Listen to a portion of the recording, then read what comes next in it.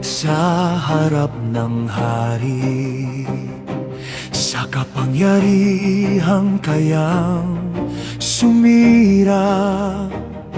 Ako na minsang natakot magsalita, ngayon ay iyong isinugo.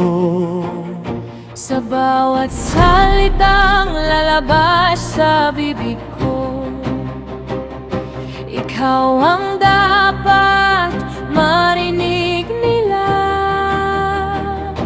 Hindi ito laban ng lakas ko, kundi ng kapangyarihan mo. Inihagis ang tungkod sa lupa, at ito'y naging ahas sa harap nila. Ngunit ang ipinakita nilang kapangyarihan hindi sapat laban sa iyo.